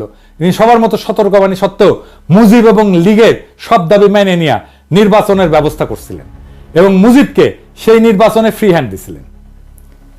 এরপর আর একটা জটিলতা দেখা দেয়। ভুট্টো এবং তার পিপলস পার্টি পাকিস্তানের দ্বিতীয় বৃহত্তম দল হিসেবে আবির্ভূত হয় নির্বাচনে। ইয়াহিয়া প্রস্তাব দেয় যে সংবিধানের মতো গুরুত্বপূর্ণ বিষয় গ্রহণ করার সময় রাজনৈতিক দলগুলোর ভিতর একটা ঐক্যমত থাকা উচিত। একটা ব্রড কনসেনসাস না থাকলে কোনো সংবিধানই মজবুত হবে না। প্রত্যেক দশকে একটা দেশের সংবিধান পাল্টানো সেই দেশের স্ট্যাবিলিটির জন্য ক্ষতিকর। মুজিব সাফ বইলা দেয় যে আওয়ামী লীগ খালি একাই সংবিধান তৈরি করবে, তারা মেজরিটি পার্টি, কারোর সাথে ঐক্যমত করবে না। ঠিক বিএনপির মতো তারা বলে নির্বাচিত সংসদ সংস্কার করতে পারবে, তার মানে নির্বাচনে তারাই জিতবে, তারাই সংস্কার করবে, আর কেউ না। ভারত এবং তাদের দেশীয় এজেন্টরা এই সময় অত্যন্ত অ্যাক্টিভ ভূমিকা রাখে যাতে পাকিস্তানের সবাই লীগের 6 দফা মেনে নিলেও লীগ একটার পর একটা দাবি তুলে সমঝোতার পথ একবারে বন্ধ করে দেয়। এইটা নিয়ে ফেব্রুয়ারি মাসে আর একটা অচল অবস্থা শুরু হয়। ইয়াহিয়া মার্চের 1 তারিখে ঢাকায় জাতীয় পরিষদের সভা ডাকছিলেন, কিন্তু ফেব্রুয়ারিতে এই অচল অবস্থার কোনো মীমাংসা না হয় ভুট্টো এবং পিপলস পার্টি অ্যাসেম্বলিতে আসার জন্য ঢাকাতে আসতে অস্বীকার করে। তাদের বক্তব্য ছিল মুজিব তো আগেই বলছে লীগ মেজরিটি পার্টি হিসেবে একাই সংবিধান বানাবে, তাদের এই মাইনরিটির কথা যদি নাই শোনা হয় তাহলে তাদের আর কষ্ট করে অ্যাসেম্বলিতে আসার দরকার কি। মুজিব লীগের বানানো সংবিধান কাউকে দেখাবেও না, কাজে অত্যন্ত যুক্তিসঙ্গতভাবে সবাই ধরে নেয় এরকম মার্কা মারা একজন ভারতের এজেন্ট অ্যাসেম্বলিতে ভারতের প্রচারণা মতো যেই সংবিধান বানাবে সেটাতে খালি পূর্ব পাকিস্তান না, পশ্চিম পাকিস্তানের রাজ্যগুলোর ভিতরেও এমন সংঘর্ষ তৈরি করবে যাতে পুরো পাকিস্তান এক ঢিলে জয় বাংলা হয়ে যায়। এর আভাস 71 ফেব্রুয়ারিতেই পাওয়া যায়। আওয়ামী লীগের আদর্শিক গুরু বাঙ্গু বাম প্রগতিশীলদের সংগঠন, ভারতের বিশিষ্ট লেসপেন্সার কমিউনিস্ট পার্টির ছাত্র সংগঠন ছাত্র ইউনিয়ন, আমাদের শাহবাগী লাকির সংগঠন ফেব্রুয়ারি মাসে তাদের জরুরি কাউন্সিল মিটিং এ 14 দফা প্রণয়ন করে। এর মধ্যে সবচেয়ে গুরুত্বপূর্ণ দফা হচ্ছে আসন্ন সংবিধানে পাকিস্তানের যে মূল 5টা ভাষাভাষী জাতির অবস্থান, উহাদের সকলকে পাকিস্তানের ফেডারেশন হতে বিচ্ছিন্ন হইয়া স্বতন্ত্র স্বাধীন সার্বভৌম রাষ্ট্র গঠনের অধিকার সহ পূর্ণ আত্মনিয়ন্ত্রণের অধিকার দিতে হবে। চিন্তা করেন, অথচ এই ছাত্র ইউনিয়ন করা আমাকে মতি মাহফুজের কাছে যদি ভারতের উত্তর পূর্ব অঞ্চলের স্বাধীনতার কথা বলা হয়, 7 সিস্টারের স্বাধীনতার কথা বলা হয়, তারা তেলে বেগুনে জ্বলে ওঠে। ক্রমশই ব্যাপার স্পষ্ট হয়ে উঠতে থাকে যে লীগের আসল উদ্দেশ্য খালি পূর্ব পাকিস্তান না, সম্পূর্ণ পাকিস্তানকে ধ্বংস করা। এদেরকে যতই কনসেশন দেওয়া হচ্ছে এরা একটার পর একটা দাবি তুলতেই আছে এবং এরা যে বাস্তবে ভারতের জন্য পাকিস্তান ধ্বংস করতে উদ্গ্রীব সেটা বর্ণনা আমার গত এপিসোডে করছি 6 দফা প্রণয়নকারীদের মুখোশ উন্মোচন। এখানে উল্লেখ করা যায় যে মুজিব এবং লীগ যদি পাকিস্তানকে অখণ্ড স্ট্রং রেখে কোনো সংবিধান বানায় সেটা দেখাই তো ভুট্টোর বাপেরও সাধ্য ছিল না মুজিব এবং লীগের ক্ষমতা যাওয়া ঠেকানো। সে সময় পশ্চিম পাকিস্তানের সাধারণ মানুষের কিরকম মনোভাব ছিল তার একটা উদাহরণ দেখাচ্ছি, অধ্যাপক সাজ্জাদ হোসেনের বই থেকে, তার 71 স্মৃতি থেকে উদ্ধৃত করতেছি। মুজিব যদি একাই সংবিধান বানাতে চায় সেটাতেও ইয়াহিয়া এবং পশ্চিমে কোনো আপত্তি ছিল না, সেটা যদি পাকিস্তানকে ধ্বংস না করে। কিন্তু মুজিব তার তৈরি সংবিধানের খসড়া স্বাভাবিক কারণেই ভারতের প্ররোচনায় দেখাতে অস্বীকার করে। রাজনৈতিক দলগুলোর ভিতর ঐক্যমতের অভাব এবং মুজিবের আচরণের কারণে ইয়াহিয়া 1 মার্চ অ্যাসেম্বলি স্থগিত ঘোষণা করে। এরপর শুরু হয় ভারতের মদতে অন্তিম খেলা। এর পরের বিবরণ শুনলে আপনার শরীরের রক্ত হিম হয়ে যায়।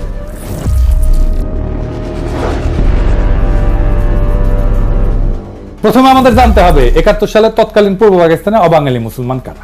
47 সালে দেশভাগের পর ভারতের উত্তরপ্রদেশ, বিহার, হায়দ্রাবাদ থেকে অসংখ্য মুসলমান পাকিস্তানে হিজরত করে।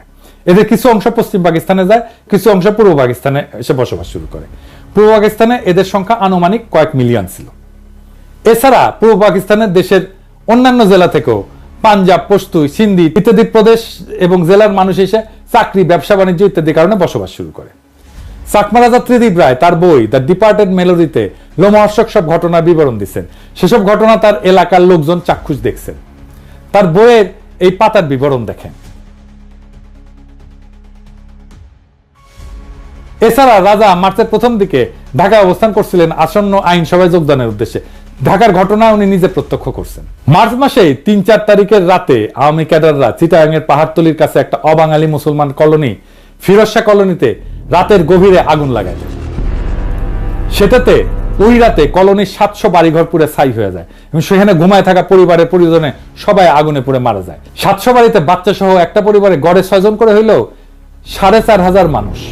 কল্পনা করলেও অবাক। এরপর আরো কাণ্ড দেখে, যারা ওই অগ্নিকাণ্ডের সময় বাড়ি থেকে বের হয়ে বাঁচতে পারছিল, আওয়ামী লীগের গুন্ডারা তাদেরকে বাইরে ঘিরে হত্যা করে। শহরের অন্য এলাকায় আরো 300 অবাঙালি মুসলমানকে ওই রাতেই হত্যা করা হয়। এই ঘটনার পরেও ইয়াহিয়া খান নেগোশিয়েট করার চেষ্টা করছেন। আর্মি অধিকাংশ সময় ব্যারাকেই ছিল। এসবের পরেও ইয়াহিয়া 25 তারিখ পর্যন্ত নেগোশিয়েট করতে চাইছেন। এরপর খালি চিটাগাং না, খুলনাতে একই সময় লীগ অবাঙালি মুসলমানদের দোকানপাট, বাড়িঘর লুটপাট, অগ্নিসংযোগ করা শুরু করে। এর ফলে 57 জন নিহত হয়। ঢাকাতে এই সময় অবাঙালি মুসলমানদের দোকানপাট, বাড়িঘর, অগ্নিসংযোগ এবং লুটপাট করা হয় দেদারসে। শহরের বিভিন্ন জায়গায় চেকপোস্ট বসায় তাদের থেকে টাকা পয়সা, সোনা দানা প্রকাশ্যে লীগের গুন্ডারা ছিনতাই করতে থাকে। গুলিস্তানে নাচ সিনেমা হল, গুলিস্তান সিনেমা এবং একটা চীনা রেস্তোরাঁ ছিল এক অবাঙালি ভদ্রলোকের, নাম দোসানি। সবকিছু রাতারাতি পুড়ে দেওয়া হয়। ফার্মগেটে কিছু অবাঙালি মুসলমানদের বাসাও পুড়ে দেওয়া হয়। এছাড়া ঢাকা শহরে অসংখ্য জায়গায় বিভিন্ন ধরনের হামলা, অগ্নিসংযোগ, অবাঙালিদের রাস্তায় থামায় জিনিসপত্র লুটপাট করা শুরু হয়। 3 মার্চেই 100 খানেকের বেশি নিহত এবং আহত বা অবাঙালি মুসলমানদের ঢাকা মেডিকেল হসপিটালে নেওয়া হয়। দেখছেন, একই রকম 24-এ একই কাজ করছে আওয়ামী লীগ, একই কাজ করছে। এত সব প্রভোকেশনের পরেও আর্মি কিছুই করে নাই। ইয়াহিয়া নিজে ঢাকায় এসে নেগোশিয়েট করার চেষ্টা করছে। এমনকি আর্মির এক ক্রিটিক পর্যন্ত পাকিস্তান আর্মির ডিসিপ্লিনের প্রশংসা করছে ওই সময়। দেখেন, চট্টগ্রাম, রাঙ্গামাটির আরো অনেক লোমহর্ষক ঘটনা চাকমা রাজা প্রত্যক্ষ করছে। আসেন সেগুলো একটু দেখি। লীগের গুন্ডারা মার্চের শেষে অবাঙালিদের জড়ো করে হত্যা করা শুরু করে। কাপ্তাই বিদ্যুৎ কেন্দ্রে মোটর লঞ্চে বিশাল সংখ্যক অবাঙালি মুসলমান নারী এবং শিশুদেরকে জড়ো কইরা খাগড়াছড়ির দিকে নিয়ে রওনা দেয়। প্রতিমধ্যে নারীদেরকে ক্রমাগত ধর্ষণ করা হয়। কিছুদিন পর খাগড়াছড়ি পৌঁছায় সবাইকে ট্রেন্সের পাশে দাঁড় করায় গুলি করে হত্যা করা হয়। একজন আহত মানুষ বেঁচে জঙ্গলে পালায় যায়, সেখানে চাকমারা তাকে সেবা শুশ্রূষা করে। তার কাছ থেকে এই সমস্ত ভয়ঙ্কর কাহিনী শোনে চাকমারা। রাঙামাটির বাঙালি সাব ডিভিশনাল অফিসার, যে দেখতে নিরীহ প্রকৃতির এক 50 মানুষ ছিলেন, সেই কাপ্তাইতে এক পাকিস্তানি অফিসার স্ত্রীকে কিডন্যাপ কইরা সবশেষে দয়া পরবশ হয়ে তাকে হত্যা করা হয়। রাজার এলাকায় পুলিশের রিজার্ভ ইন্সপেক্টর ছিল একজন মুহাজির বিহারি। তাকে তার স্ত্রী এবং 10 বছরের কন্যার সাথে হত্যা করা হয়। চাকমারা রাতের বেলায় গুলির শব্দ শুনে পরের দিন সকালে যখন খোঁজ করতে যায়, গিয়ে এদের লাশ পায়। ছোট মেয়েটির মৃতদেহ কপালে হাত দিয়ে পড়েছিল। কপাল থেকে হাত সরাইলে ওইখানে গুলির ছিদ্র পাওয়া যায়। নুরুজ্জামান খান নামে এক মহৎ হৃদয়ের পাঠান ছিল, ওখানে বসবাস করত এবং চাকমা বাঙালি সবার কাছে জনপ্রিয় ছিল। সবাইকে বিপদে সাহায্য করত। তাকেও বাঙ্গু বিদ্রোহীরা ধরে নিয়ে গুলি করে হত্যা করে। এবার ব্রাহ্মণবাড়িয়ার একটা ঘটনা দেখেন। ব্রাহ্মণবাড়িয়াতে এক সাংবাদিক চাক্ষুষ 82 অবাঙালি শিশুর মৃতদেহ এবং 300-র মতো প্রাপ্তবয়স্কের মৃতদেহ দেখেন, যাদেরকে বাঙ্গু এবং লীগের গুন্ডারা এবং বিদ্রোহীরা হত্যা করে ফেলে রেখে যায়। ময়মনসিংহে একটা অবাঙালি কলোনির 5000 জনের মধ্যে মাত্র 25 জন জীবিত ছিল। সবাইকে খুন করে ফেলে। একজন অ্যাসিস্ট্যান্ট পোস্টমাস্টার তার পরিবার হারানোর কথা বলতে বলতে কান্নায় ভেঙে পড়ে। আর্মি যখন ময়মনসিংহে মুভ করে, তখন এক মসজিদের ইমাম, যে তার মসজিদে 1500 নারী শিশুকে আশ্রয় দিয়েছিল, তাদেরকে উদ্ধার করে। এসব অপরাধ অধিকাংশ করছে আওয়ামী লীগের ক্যাডারেরা। এইরকম এক পার্সি পরিবারের ঘটনা আছে, যারা বেনাপোলের দিকে পালায় যাচ্ছিল, যাদেরকে আওয়ামী বাঙ্গুরা পুরা পরিবার সহ হত্যা করে। বগুড়ার সান্তাহারে হাজার হাজার অবাঙালিদের হত্যা করা হয়েছে। সেসবের সাক্ষী এখনো জীবিত। যশোরে এই ভদ্রলোককে আওয়ামী বাঙ্গুরা হত্যা করে। এই মৃতদের ছবি পাকিস্তান আর্মির বর্বরতা বলে চালায় দেওয়া হয়। এরপরে দেখেন একটা ভয়ঙ্কর দৃশ্য। এই ছবিটা বিখ্যাত নিউজউইক পত্রিকায় 12 এপ্রিল 1971 সালে প্রকাশিত হয়েছিল। ছবিতে একদল আওয়ামী বাঙ্গু একজন পাকিস্তানি সিএসপি অফিসার তাকে হত্যা কইরা তার মাথা কেটে ক্যামেরার সামনে পোজ দিতেছে। ভদ্রলোকের নাম ছিল ওয়াকার নাসিম বাট। কুষ্টিয়ার দিকে পোস্টেড ছিলেন। মার্চের সময় যখন দেশে অরাজকতা, এইটা দেখে সবাই যখন চলে যাচ্ছিল, উনি ওনার অফিসেই ছিলেন। কল্পনাও করতে পারেন নাই ওনার নিজের দেশের মানুষ বিনা কারণে ওনাকে হত্যা করবে। জয়দেবপুর ক্যান্টনমেন্টে বাঙালি সৈন্যরা বিদ্রোহ করে যাওয়ার সময় পশ্চিম পাকিস্তানি জেসিও অফিসারদের কোয়ার্টারে ঢুকে তাদের পুরো পরিবারকে হত্যা করে রেখে যায়। এসব ভয়ঙ্কর ঘটনার সম্পূর্ণ বিবরণ পাঠ করতে গেলে 1001 আরব রজনী পার হয়ে যাবে। এখানে সব নাম, তারিখ, প্রত্যক্ষদর্শী, বিবরণ, রেফারেন্স সহ দেওয়া আছে, যেখান থেকে কয়েকটা মাত্র আপনাদেরকে শোনালাম। আমি বাঙ্গুরে কি আশা করে এরপর নিজেদের পরিবার এবং অন্যদের সাথে এই সমস্ত ভয়ঙ্কর দৃশ্য মার্চের একদম প্রথম থেকে দেখার পর পাকিস্তানি আর্মি কি তাদের জড়ায় ধরে চুমা দিবে? এরপরও প্রথম 25 দিন ইয়াহিয়া খান একদম চুপ ছিল, এই আশায় যে হয়তো আওয়ামী লীগ শেষ পর্যন্ত কোনো মীমাংসাতে আসতেও পারে। কিন্তু হায়, উনি যদি জানতেন ভারত এবং আওয়ামী লীগ আরো কি দাবি রাখছে সামনে। আওয়ামী বাঙ্গুরা কিন্তু এই সমস্ত আকাম গণহত্যা করে ঠিকই ভারতে পালিয়ে গেছিল। যাওয়ার সময় লগে করে এক গাদা ব্যাংক লুটের টাকাও নিয়ে গেছিল। ওইসব টাকা দিয়ে তারা সোনাগাছিতে বিছানা কাঁপাইছে, মৌজ মাস্তি করছে, দেশের মানুষকে আর্মির চোখে অপরাধী করে চরম বিপদের মুখে ফেলে নিজেরা ভাগছে। এখন যেমন হাসিনা আর লীগের পান্ডারা ভারতে ভাগছে, ঠিক সেই রকম। জেনারেল নিয়াজে কিন্তু মার্চে এখানে ছিল না। জেনারেল একটা উক্তি নিয়ে বাঙ্গুরা খুব হইচি করে।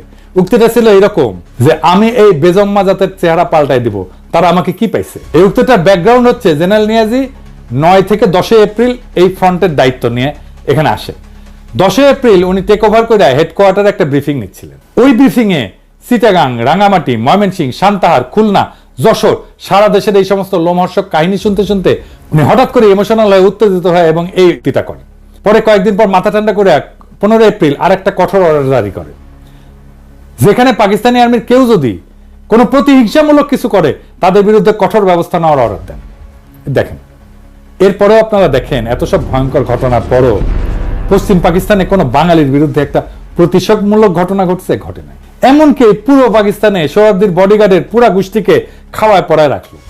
হাসিনার গর্ভে নমরুদের ডেলিভারি করলো হাসপাতালে নিয়ে গিয়ে। যেসব বাঙালি বিদ্রোহ করে নাই তারাও বহাল তবিয়তে থাকলো। বিমান বাহিনীর মতিউর রহমান দেশে ছুটি শেষ কইরা আবার পশ্চিম পাকিস্তানি ইউনিটে জয়েন করলো। এরকম অসংখ্য ঘটনা আছে। তো মার্চ মাসে অ্যাসেম্বলি স্থগিত করার পর যখন ভারতের নীল নকশাতে আওয়ামী লীগ সারা দেশে অবাঙালি মুসলমানদের উপর তাণ্ডব হত্যাযজ্ঞ শুরু করে, Yahya Khan 6 March অ্যাসেম্বলির date 25 March ঘোষণা করেন। এরপর 15 মার্চ উনি প্রেসিডেন্ট হয়ে নিজে এসে মুজিবকে বোঝানোর ট্রাই করেন, যাতে আওয়ামী লীগ নিজের ইচ্ছা মতো এজেন্ডা বাস্তবায়নে ক্ষমতা চাইলে ক্ষমতা নিক, কিন্তু পাকিস্তান যাতে ধ্বংস না হয়। মার্চ 15 থেকে 23 পর্যন্ত এই আলোচনা চলে। এই নেগোসিয়েশনের ডিটেইলস বর্ণনা সিজন এন্ড রোজ এই বইয়ের এই গবেষণা বইতে আছে। মার্চের 16 থেকে 17 দিকে আলোচনাতে নিয়ে আওয়ামী লীগ আসলে কি চায় সেটা জানতে চায়। আওয়ামী লীগ বলে ইমিডিয়েট মার্শাল ল উইথড্র করে প্রোক্লেমেশন জারি করতে হবে। ইয়াহিয়া এই প্রস্তাবে রাজি হয়। আওয়ামী লীগ চায় গণপরিষদের অধিবেশন বসতে হবে, গণপরিষদের 2টা কমিটি থাকবে, একটা পূর্ব পাকিস্তানের আর একটা পশ্চিম পাকিস্তানের। 2 কমিটি প্রাদেশিক সংবিধান তৈরি করে পরে একত্র হয়ে একটা যৌথ সংবিধান বানাবে। সংবিধান তৈরি হওয়ার আগ পর্যন্ত মাঝখানে অন্তর্বর্তীকালীন সময়ে ইয়াহিয়া রাষ্ট্রপতি হিসেবে থাকবে। রাজনৈতিক দলগুলো থেকে মন্ত্রী নিয়োগ দিয়ে একটা ক্যাবিনেট গঠন করবে। ইয়াহিয়া সব প্রস্তাবে রাজি হয়ে 19 মার্চ আওয়ামী লীগকেই বলে যে ওরা যা চায় সেভাবে প্রোক্লেমেশনটা ড্রাফট করে দিত, উনি এটা জারি করে দিবেন। ওনার এই প্রস্তাবে আওয়ামী লীগ হকচকায় যায়। উনি যে এইভাবে সবকিছু দিয়ে দিবে সেটা তারা ভাবতেও পারে নাই। এইভাবে যদি ক্রাইসিস আসলেই সলভ হয়ে যায় তাহলে তো ভারত এবং তার সর সিরাজুল আলম খান এবং আওয়ামী লীগ যে গৃহযুদ্ধ বাজানোর পরিকল্পনা করছে সেটা ভেস্তে যায়। তারা এবার গাইগুই করে বলে প্রোক্লেমেশন ইয়াহিয়াকে ড্রাফট করতে হবে। ইয়াহিয়ার টিম সেদিনই আওয়ামী লীগের সমস্ত দাবি যুক্ত করে একটা প্রোক্লেমেশন ড্রাফট করে দেয়। সেই প্রোক্লেমেশনে আওয়ামী লীগের স্বায়ত্ত শাসনের সমস্ত দাবি ইনক্লুড করা হয়। আওয়ামী লীগ যদি সত্যি অটোনমি চাইতো তারা সেই প্রস্তাব লুফে নিত। কি ছিল সেই প্রোক্লেমেশনে? ওনার সেই বই থেকে, যে সিজন এন্ড রোজের বই থেকেই আমরা এই প্রোক্লেমেশনটা দেখি, পড়ে শোনাই। মূলটা এডি পাবেন, ইংরেজিতে লিখেছে। ইংরেজি যেহেতু লিখেছে তাহলে ঠিকই লিখেছে, আমি বাংলায় করছি। 1 নাম্বার, প্রাদেশিক মন্ত্রিসভাগুলোর কাছে শপথ অনুষ্ঠান পরিচালনার সঙ্গে সঙ্গে সামরিক আইন কার্যকরভাবে বাতিল হবে। 2 নাম্বার, 1969 সালের 4 এপ্রিলের অস্থায়ী সংবিধান আদেশ, প্রভিন্সিয়াল কনস্টিটিউশনাল অর্ডার একটা নতুন সংবিধান কার্যকর না হওয়া পর্যন্ত মৌলিক আইন হিসেবে বলবৎ থাকবে। 3 নাম্বার, অন্তর্বর্তীকালীন সময়ে ইয়াহিয়া রাষ্ট্রপতি হিসেবে দায়িত্ব পালন করবেন। 4 নাম্বার, রাষ্ট্রপতি অস্থায়ী সংবিধান আদেশ এবং 62 সালের সংবিধান অনুসারে ক্ষমতা প্রয়োগ করবেন। 5 নাম্বার, পূর্ব ও পশ্চিম পাকিস্তানের প্রতিনিধিদের মধ্যে থেকে একটা কেন্দ্রীয় মন্ত্রিসভা গঠন করা হবে। 6 নাম্বার, জাতীয় পরিষদ বা 1962 সালের সংবিধান অনুযায়ী কার্যক্রম চালাবে। তবে পূর্ব পাকিস্তানের জন্য সীমাবদ্ধতা এবং সংশোধনী সমূহ পৃথকভাবে নির্ধারণ করে নেওয়া হবে। 7 নাম্বার, প্রাদেশিক পরিষদগুলোর কার্যাবলী 1962 সালের সংবিধান অনুযায়ী হবে, তবে পূর্ব পাকিস্তানের জন্য বিশেষ ব্যতিক্রম থাকবে। 8 নাম্বার, প্রাদেশিক গভর্নরদের রাষ্ট্রপতি নিয়োগ করবেন প্রাদেশিক সংসদীয় দলের নেতৃবৃন্দের সাথে পরামর্শ করে। তারা রাষ্ট্রপতির ইচ্ছাধীনভাবে দায়িত্ব পালন করবেন এবং তাদের সহায়তার একটা মন্ত্রিসভা থাকবে, যার নেতৃত্বে একজন মুখ্যমন্ত্রী থাকবেন, যিনি গভর্নরকে পরামর্শ এবং সহায়তা প্রদান করবেন। 9 নাম্বার, প্রাদেশিক সরকার গঠনের 7 দিনের মধ্যে 2টা সংবিধান কমিটি, একটা ঢাকা এবং একটা ইসলামাবাদে গঠন করা হবে, যার কাজ হবে প্রত্যেকটা প্রদেশের জন্য সংবিধানে অন্তর্ভুক্তির জন্য প্রয়োজনীয় বিশেষ বিধান এবং শর্তাবলী নির্ধারণ করা। জাতীয় পরিষদ কর্তৃক সংবিধান প্রণয়নের আগে রাষ্ট্রপতি এই কমিটিগুলো আহ্বান করবে। 10 নাম্বার, যদি কোনো প্রদেশের গভর্নর বা অন্য কোনো সূত্রে রাষ্ট্রপতির কাছে প্রতীয়মান হয় প্রদেশের সরকার কার্যকরভাবে পরিচালিত হতে পারছে না, তাহলে রাষ্ট্রপতি একটা প্রোক্লেমেশনের মাধ্যমে ওই প্রদেশের নির্বাহী কার্যাবলীর সব বা কোনো একটা নিজের হাতে নিতে পারবেন। ইয়াহিয়া এত কিছুর পর, এত অবাঙালিদের উপরে হত্যাযজ্ঞের পরেও, এই সমস্ত কনসেশন দিয়া প্রোক্লেমেশন সাবমিট করার পরেও আওয়ামী লীগ আবার হকচকায় যায়। তারা তাদের গুরু ভারত এবং তাদের এজেন্টদের কথা মতো আরো মামাবাড়ির আবদারের মতো একটার পর একটা শর্ত জুড়ে দিতে থাকে, যাতে আলোচনা ভেস্তে যায় এবং গৃহযুদ্ধ লাগে। তাদের পূর্ব পরিকল্পনা মতো ওই গৃহযুদ্ধে ভারত হস্তক্ষেপ করে পূর্ব বাংলাকে তার ক্লায়েন্ট বানাবে। এরপর তারা ওপার বাংলা আর ভারত মাতার সাথে মিলে একাকার হয়ে যাবে এবং রবীন্দ্রসঙ্গীত গাইতে গাইতে বাকি জীবন পার করে দিবে। এবার দেখেন ভারতীয় এজেন্ট সিরাজুল আলম খানের আরেক সহচরে আসমা আব্দুর রবের নিজের মুখে বর্ণনা। 24শে মার্চ অনির্ধারিতভাবে মুজিব ইয়াহিয়ার সাথে দেখা করে এবং তিনি যখন গণভবনে যান দেখা করতে, তখন আমি তার গাড়িতে স্বাধীন বাংলার পতাকাটা জোর করে লাগিয়ে দেই, যদিও ওনার ইচ্ছার বিরুদ্ধে। এবং সেদিন তিনি সর্বশেষ বলে আসেন যে পশ্চিম পাকিস্তান থেকে বাঙালি যে সেনাবাহিনী আছে তাদের বাংলাদেশে পাঠিয়ে দিতে হবে, 2টা কারেন্সি করতে হবে, আলাদা স্টেট ব্যাংক করতে হবে, এমন কিছু দাবি উনি উত্থাপন করেন যেগুলি করলে আসলে পাকিস্তান এক পাকিস্তান থাকে না। 23শে মার্চ আওয়ামী লীগ ওই প্রোক্লেমেশনের উত্তরে এবার নিজেদের প্রোক্লেমেশন জমা দেয়। সেখানে তারা পাকিস্তান রাষ্ট্রভাঙের সমস্ত পয়েন্ট, পাকিস্তানকে এক দুর্বল কেন্দ্রীয় ব্যবস্থা, এমনকি দেশের নাম পর্যন্ত চেঞ্জ করে কনফেডারেশন পাল্টায় তাদের প্রস্তাব সাবমিট করে। একটা কনফেডারেশন হচ্ছে 2টা স্বাধীন দেশের মধ্যে সম্পর্ক, কিন্তু তারা সামার পশ্চিম পাকিস্তানের কর থেকে নিজেদের ডেফিসিট বা ঘাটতি পূরণের পয়েন্ট বহাল রাখে। খালি একবার ঠান্ডা মাথায় ভাবেন প্রস্তাবটা। লীগ এবং তাদের লেসপেন্সার সবসময় পশ্চিমাদের গালিগালাজ করবে, তাদের নামে ভুয়া শোষণের বয়ান ফেরি করবে।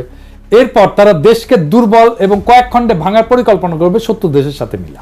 এই সমস্ত সত্ত্বেও তারা পশ্চিম পাকিস্তান থেকে তাদের করের টাকা নিয়ে নিজেদের ঘাটতি পূরণ করবে। কি মজার ব্যাপার! আওয়ামী লীগ এবং এদের নিজের লেসপেন্সাররা কত বড় জাউরার জাউরা, কত বড় সামারের সামার, সেটা কল্পনাতীত।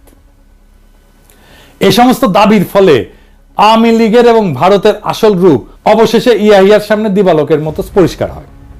সারা দেশে মার্চ মাস থেকে ভারতীয় এবং আওয়ামী মদতে অবাঙালি মুসলমানদের উপরে শুরু হয় ব্যাপক লুটপাট এবং হত্যাযজ্ঞ।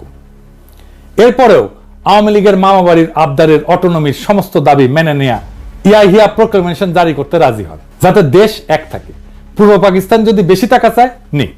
এরপরেও আওয়ামী ভারতীয় ষড়যন্ত্রকারীদের হাউস না মেটার ফলে তারা একের পর এক আজগুবি দাবি তুলতেই থাকে। তারা খালি পূর্ব পাকিস্তান না, পশ্চিম পাকিস্তানের সমস্ত প্রদেশকেও বিচ্ছিন্ন করে দিতে চায়।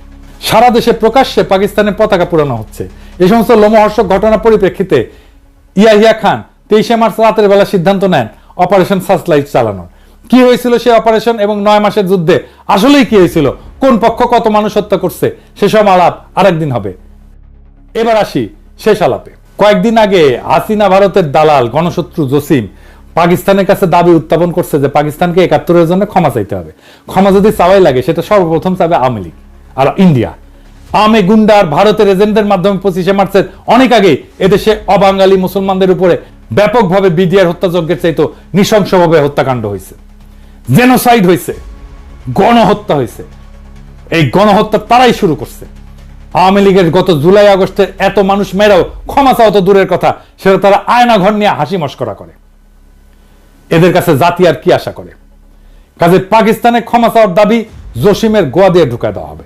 আর পাকিস্তানের বিরুদ্ধে ভুয়া অর্থনৈতিক বৈষম্যের বয়ান আমরা আগের এপিসোডে জয় বাংলা করে দিছি। এরপর যদি কেউ আবার এই সমস্ত ভারতীয় বয়ান মাথায় না পাকিস্তানের কাছ থেকে টাকা চায়, জসিমরে জনগণ তার অফিস থেকে খালি গায়ে ধরে না রাজপথে বিচার করবে, আর সেই টাকা তার পুটকি দিয়ে ঢুকায় দেওয়া হবে। এদেশে যাদেরকে আটকে পড়া পাকিস্তানি বলা হয়, প্রত্যেককে বাংলাদেশের নাগরিকত্ব এবং পাসপোর্ট দিতে হবে। ক্যাম্প থেকে বের করে দেশের যে কোনো প্রান্তে বসবাস করার অধিকার দিতে হবে। ওইসব ক্যাম্প আমরা বুলডোজার দিয়ে ঘুরাই দিয়া আওয়ামী ফ্যাসিবাদের জাদুঘর বানায় রাখবো। নাজি জার্মানদের কনসেন্ট্রেশন ক্যাম্প এখন যেরকম জাদুঘর। আমাদের নতুন ইতিহাস লিখতে হবে, আমাদের নতুন ভাবে ইতিহাস পড়তে হবে। আমাদের যে ইতিহাস ভুলায় রাখা হয়েছিল, ভুল ইতিহাস শেখানো হয়েছে, সেইখান থেকে আমাদের নতুন ইতিহাস শিখতে হবে। নিজেদের জাতির ইতিহাস, নিজেদের বঞ্চনার ইতিহাস, আমাদের প্রতারণার ইতিহাস, কিভাবে আমাদের জাতিকে প্রতারিত করা হয়েছে, দুর্বল করা হয়েছে এবং জাতির উপরে যুদ্ধ চাপায় দেওয়া হয়েছে। আমাদের এই নতুন বয়ান তৈরি, ইতিহাসের এই নতুন বয়ান তৈরি চলমান থাকবে। ইনকিলাব জিন্দাবাদ।